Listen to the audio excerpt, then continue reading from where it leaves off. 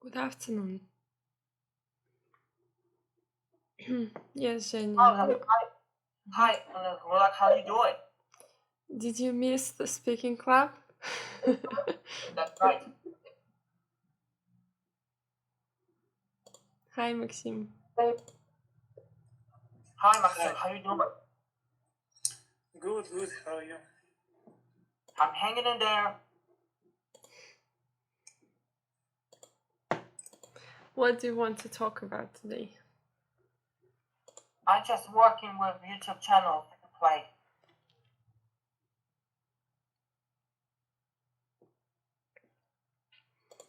I'm preparing Let's talk. materials for like order messages for my future students starting with September. Yeah. But now, speaking club is start now. Actually, no. Our speaking club started 1 minute ago. Yeah, okay.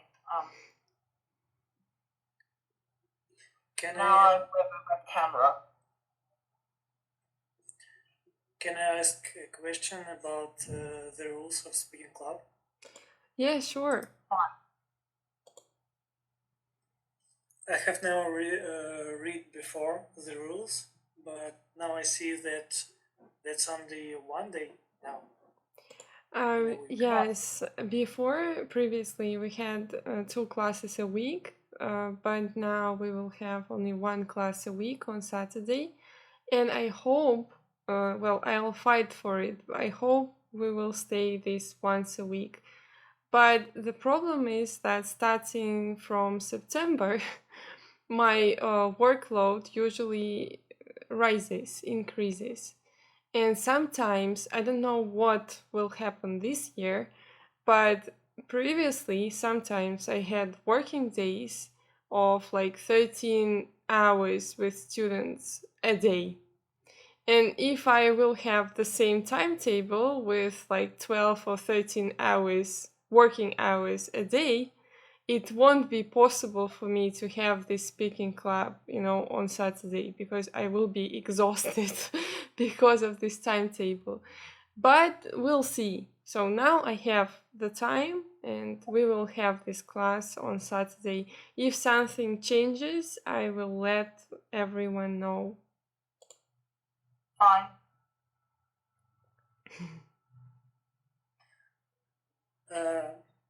Anna, I have one more question after your information. Um, do you continue uh, to making lessons on your dreams after a work day? Sorry, what kind of lessons?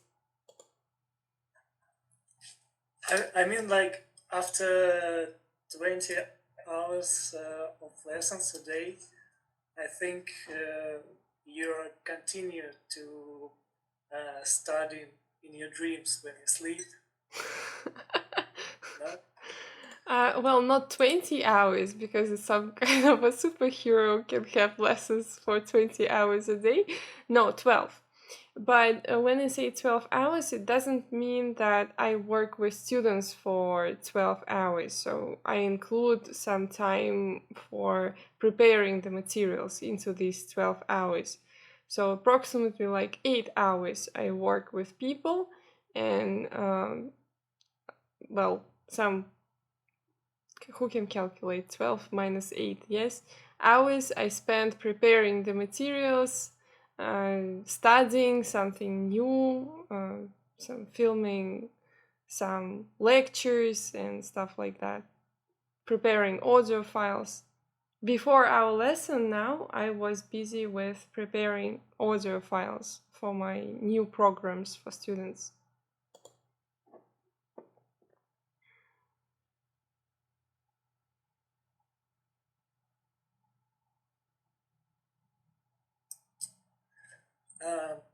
Do you believe in uh,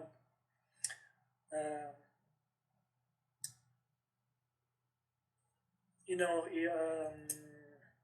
sometimes a lot of English teachers trying to separate their the language skills of the students by the levels.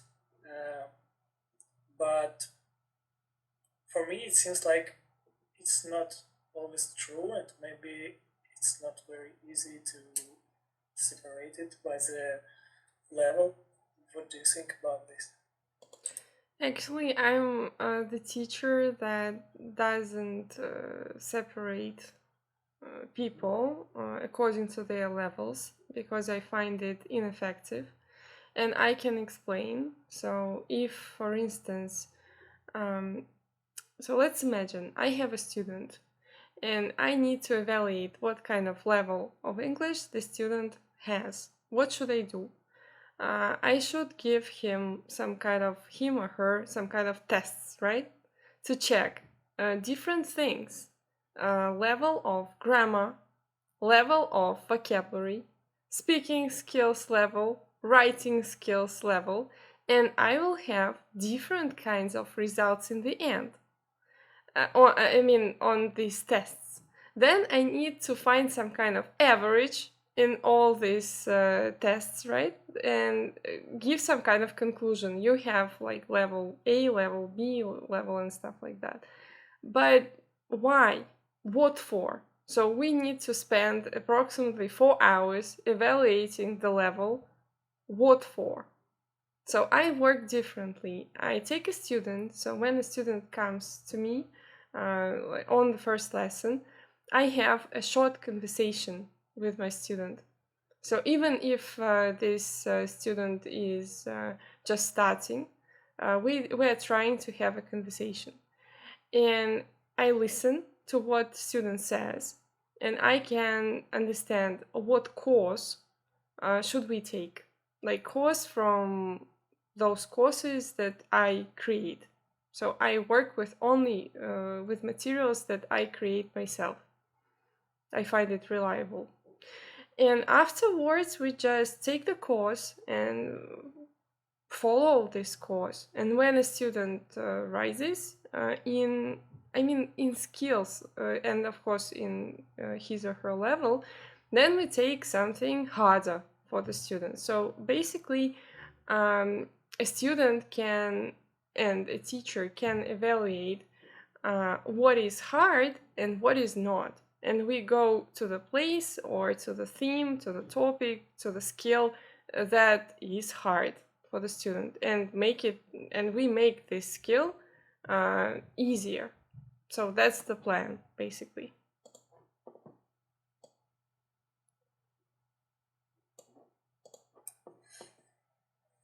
So it seems like the actual speaking and speaking skills is the central point of your education methods. Not really. There are some courses when we don't speak. So I think that students sometimes are not prepared to speak, well, in the beginning, like on elementary level or beginner levels, students cannot make up sentences in order to express their feelings, their thoughts, or something like that. And my goal in this case is to teach them how to combine sentences, how to make sentences, how to use theoretical knowledge in practice. I have lots of students who come to me and they have some kind of background, some English background, like they studied at school or they studied on some courses, they had private teachers. I very rarely get students who have zero knowledge in English. Usually people come with some kind of background. And from what I see, people are good in theory mostly. So they can describe what is present simple, for instance, or what is something else. But in speaking, you can hear how this person, and you can do it fast, how this person uses his or her knowledge in practice. And we see that if a person makes mistakes in present simple tense, then what's the use? I mean, you know it in theory, but it does not help. And our goal on the lessons is to make theory useful in practice. It's good that you know theory, but you also need to make it a skill.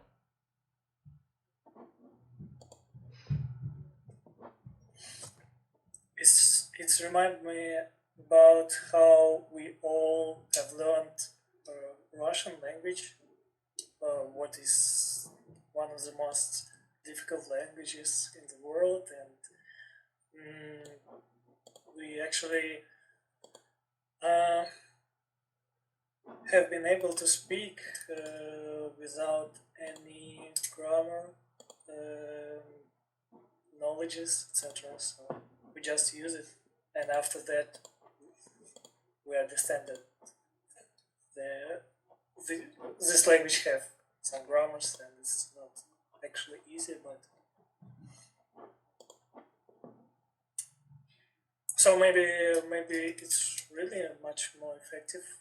Just try to use the language before understanding how to use it grammarly. Well, you can do it when you are less than 6 years old. I work with children and I do it personally. So mostly I work online, but there are some children who live near me and I work with them privately. I come to their houses and I speak with them. I play something like some games, but usually we just draw, talk, have fun together, and I use English in communication. So I talk with them only using English language. This is a very long-term process. So a child should listen to you and should have this kind of English atmosphere a couple of hours a week at least. And the best case scenario is 5 days a day. 5 hours, sorry, 5 hours a day, 5 times a week. But it's very costly for parents, and not every person can afford that. And this program works for children who are less than 6 years old, starting from a child being 6 years old at least. Our perception of languages changes and our perception of the world changes, and we start to understand structure. And starting from the school age, it is, well, I can say ineffective only to talk with a child in English, for instance, or with an adult and with a grown-up person. It's 100% ineffective, not effective, because we start to understand languages using the structure, and we can compare. Like, I know this in Russian language, how does it work in English language, for instance? And it works with other languages. So if you're more than 6 years old, you lost your chance to study English with like no effort at all, just listening and having conversations. And the best case scenario, as I said, is not only to have a teacher, as I proposed, but to make English a language of a family. So when father or mother and or even both parents use English as the second language, their children start to understand it easily with no effort, no understanding grammar, nothing. So for instance, my children, I speak English with them. So I have 2 children. One of them is 4 years old and the other one is 1.5. And Nathan, the one that is 1.5 years old, is not speaking yet, so he cannot show if he knows the language or not. But my eldest son, who is 4 years old, he can understand what I say in English. I have conversations and I can say something like switch on the lights and he goes and switch on the lights. Or for instance, I tell him why, so ask him why, and he explains. But what's interesting, he answers in Russian. So he does not use English yet to answer my questions, but he performs some actions when I ask to do it in English, and he answers my questions that I asked in English, but he, when answering, he uses Russian language.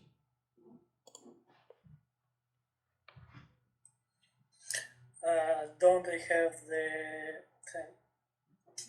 do they have the situation when they're trying to explain something, but they don't mention that they are switching the languages in one sentence or just in one monologue? Not really in one sentence, no, but earlier we had one funny situation. We went to a restaurant, we were invited to a birthday party, and there was a motorcycle on the wall as a decoration. And my son didn't know the Russian word for motorcycle, and he shouted, "A motorcycle," something like that. And it was funny, we were all laughing. Yeah, so sometimes he knows English equivalents for words, but he does not know Russian equivalent for the same thing. And he uses the word that he knows. Like if it's an English word, he uses that. And earlier also we had the case when he combined languages, and you know the word hot. And when I gave him food, I told him like, don't start to eat right now, wait, blow on it, or wait until it gets warmer, until it gets warm, because now it's hot. And then he started saying, I will use Russian words here, hot не hot. He was asking like if it's hot or not, but he was saying hot не hot.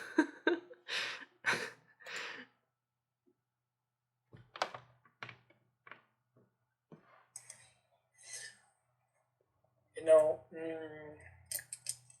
I was thinking about the situation when you're speaking with someone who speaks on English and on Russian too, and maybe you have an English conversation, and sometimes it's funny when you're trying to explain something and you forget the words, and they're like, tell me in Russian what you mean, and you realize that you forget even in Russian and in English. And so just remind this funny situation. Sometimes I'm lack of words, so I don't know some words, and my child asks me like, "What is it?" Showing the picture or something, and I don't know what to answer because, for instance, the word walrus, I didn't know it. I didn't use it before. It's an animal with some ivory like tusks on the picture, in the picture, and when I saw it I just said let's check the dictionary. So now when my eldest son has many words in vocabulary, right, he knows lots of words in Russian, and he asks me what's in English for. It's the time I realized that I don't know many words in English. Mostly how animals or plants are called, so some little things or things in the kitchen, all things around us, like a soup ladle, for instance. I didn't know the word, and some other things. And I thought, well, it's a good motivation to learn some new words and to enhance the vocabulary. And this is how my video dictionary appeared. So I decided that I'll make a video dictionary, not only for my children, but for all people who want to learn some new words. And I guess video dictionaries. We do this video dictionaries. We do it together with my husband, and my husband doesn't know English. But after creating these videos with me, then he walks around the house and he says these words from the video dictionary, and I was laughing like, "This is how you will learn English." So he was helping me with the videos, like cutting the videos, putting words inside, like technical things, and he helps me with that. And yeah, it's funny. So this video dictionary actually helps not only me, my children, my husband to learn English, and I hope other people too.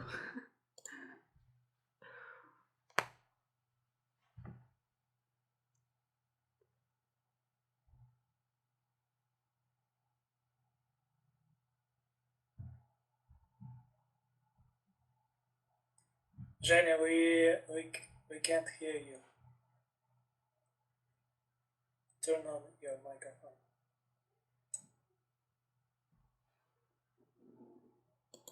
No, no sound.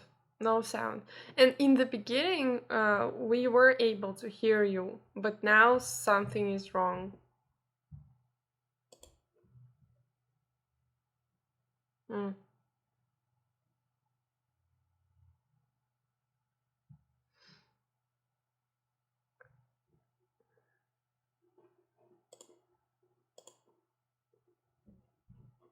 Now, can you hear me? All of you? Yeah. Yeah. Okay, now summer is over now. I'm ready to study on actor director. I'm continuing to study on actor director, and then I'm practicing on director. Like a YouTube channel and play. I'm practicing, and I'm making videos and directing videos. This will be your second course, the second year. Yeah, second course in this year. And it has started from the 1st September, yeah? From yesterday. It started 1st September.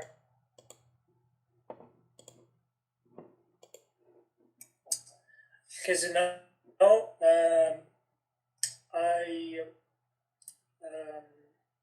have got into the university this year, and this one situation was very surprised for me, because my education not started from the 1st September, it will be started from the 1st October, and all the education time is a little bit moved, about 1 month further. So my summer summertime will start it from the July to the end of September, etc. So it's moved forward, and it was a surprise for me, because I was like asking the people who help with information, like what will be the time when the education started, and they said like it will be the 1st October. And this was surprised. So I'm practicing with second channel. I'm directing videos and making videos again. you have 2 channels. Yeah, 2 channels. It's surprising, Maxim, that you start from October. I mean, I have 3 degrees, and so 3 different universities, and never Never. We started with October. That was the 1st of September. You start your education. It's a normal thing across the country. What's the name of your university? Moscow Energetic Institute. Energetic. Yes, But energetic. what? What? I think it's energetic, the pronunciation. Yeah, yeah. And the specialty? Um,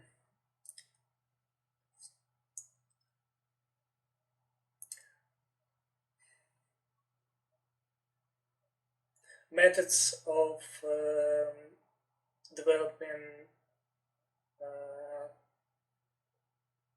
program software. IT. So methods of developing the program, the software. I got theater operation. So it's you will be a software developer in the end of your studies. Yeah, yeah. And I like how how it sounds. I mean, like what the name of specialization will be in the end of education, because my first education was system administration, and it's good that I will not have some problems like if I will go on uh, on a specialization with programming skills, and they will ask like why you have another specialization on your document. So this name, I hope, will solve some of the problems like this. Maybe this is not the biggest problem, but one that will be solved by this name.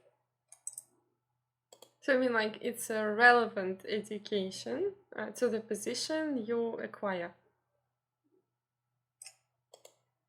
Yeah, but the funny thing that I have understand that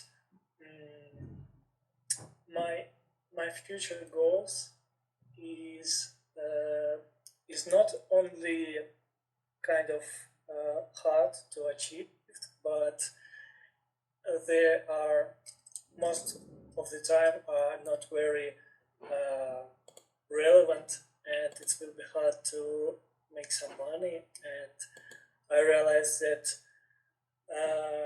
maybe I need to doing two things. I mean, like something that will give me some money for my future family and realization, and something that much more interesting but not very relevant, and not about money at all. And can you specify what is your future goal?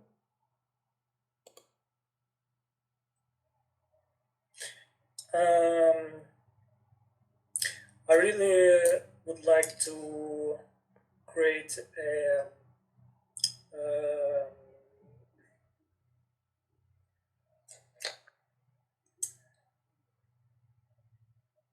the game development studio, etc. So maybe made some game engines. It's like it's kind of like a Photoshop, but for the game developers, like the software and tools that help to create games much faster and with uh, a bigger quality. So this kind of stuff. but uh, about 70% of their games at all is not relevant, and but it is really common situation when the studios needs to find some uh, people who will invest in their projects, etc. Because game development, I mean, like big game development, these big projects is um,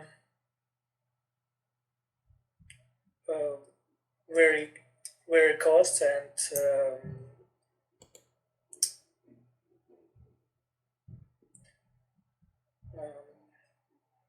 you need to have a lot of budget and a lot of money to create something big. So this is always one of the problems.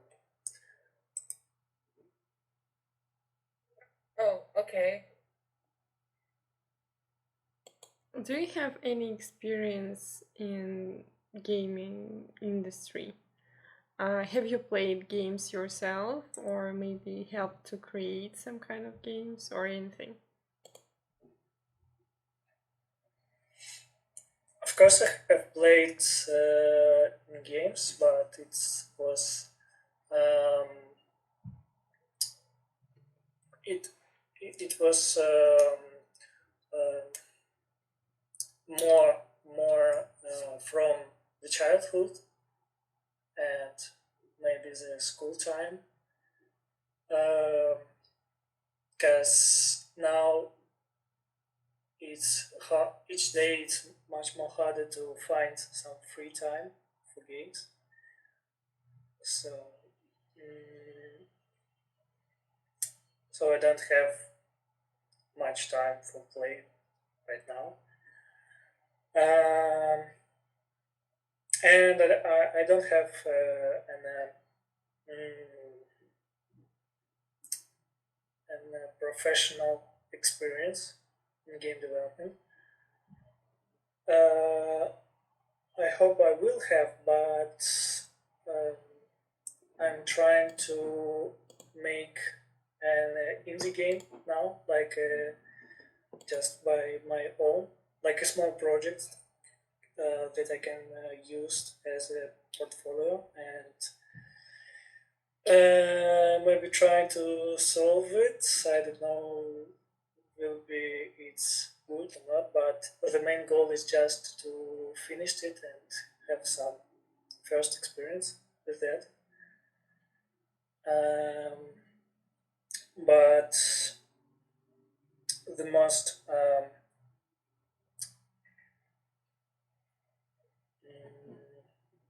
the most important goal right now is to find um, a software job that will can be not from game development, because in game dev it's always they are always asked for a very experienced programmer. So and I'm not.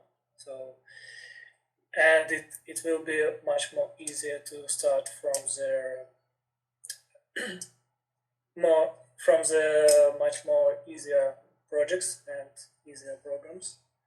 So I hope I will find some of the job in um, in maybe in this tier. I hope.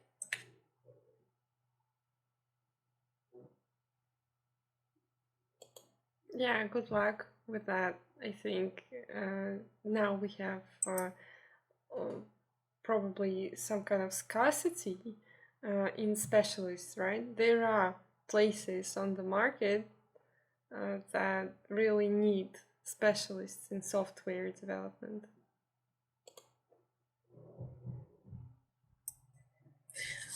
It's as I see, it's really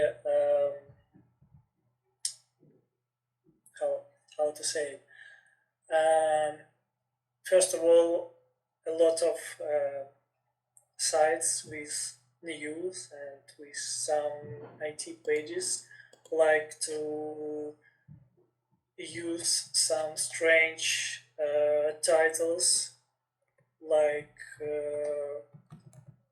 I don't know, because of artificial intelligence, all of the programmers will be fired uh, immediately, etc. So and some titles like that, and it's really hard to say exactly what the situation is.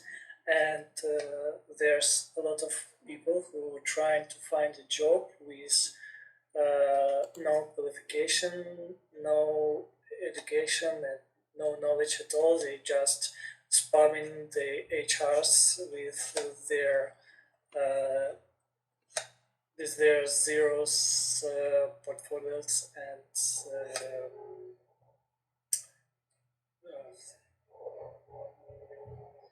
these pages when you said what you've got and who you are, etc.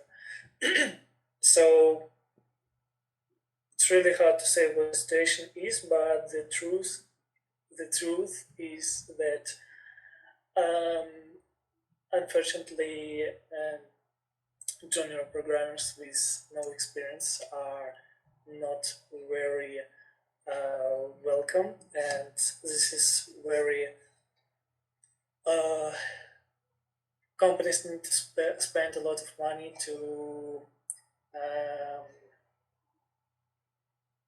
to make you more qualified, to make you understand what to do, etc. So when you are a junior and you have not a lot of experience, you're you're not making money, and not uh, uh,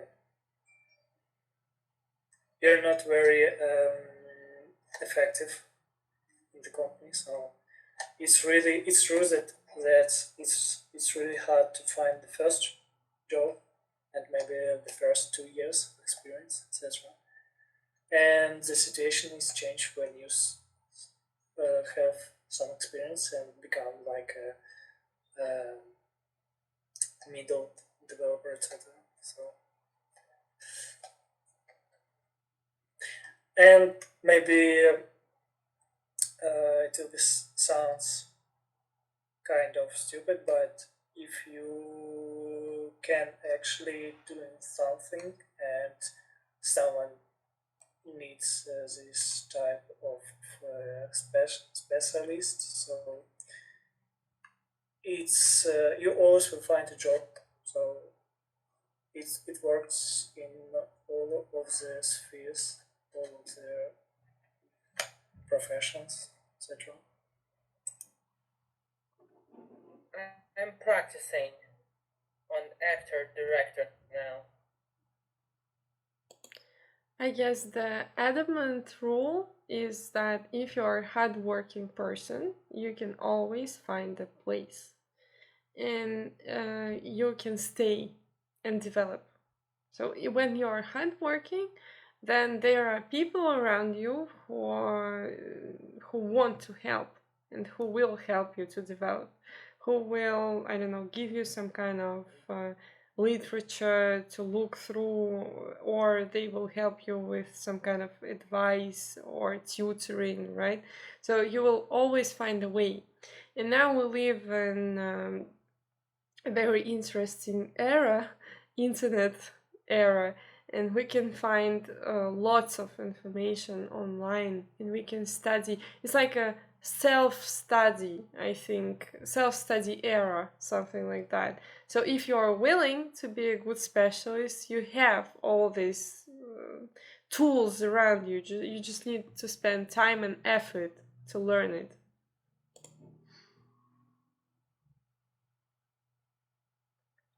Yeah, I'll know this.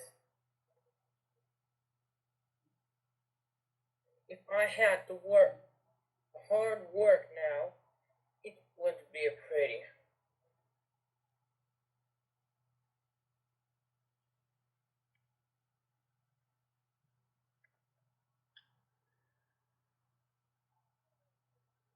And I'm practicing actor master and director master with a YouTube channel play, and I'm ready to work now because it's my beginning, and I also have 32 subscribers. This is my beginning.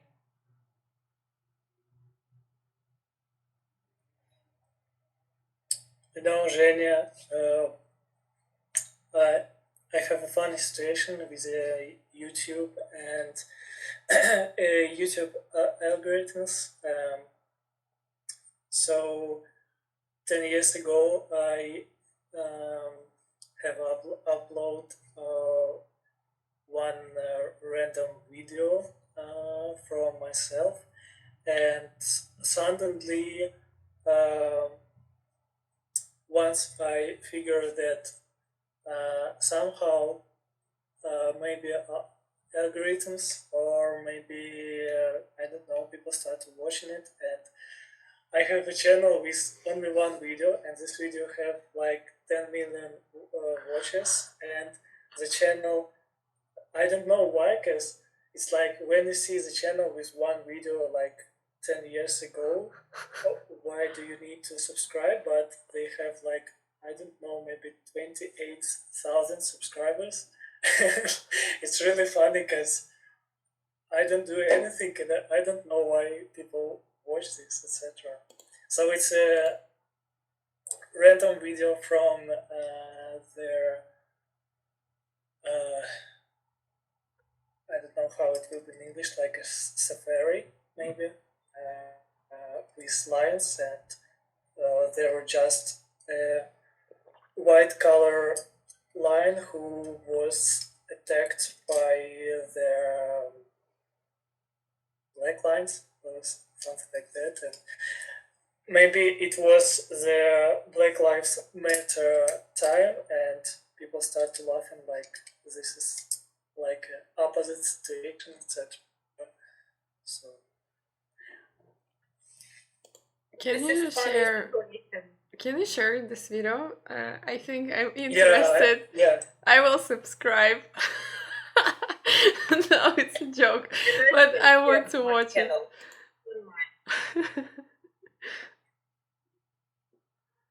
And I can share my channel if you don't mind. I don't mind. Yeah. Okay. Give me a sec.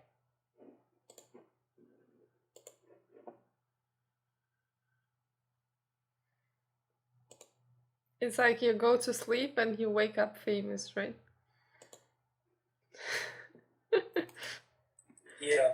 And I remember the situation like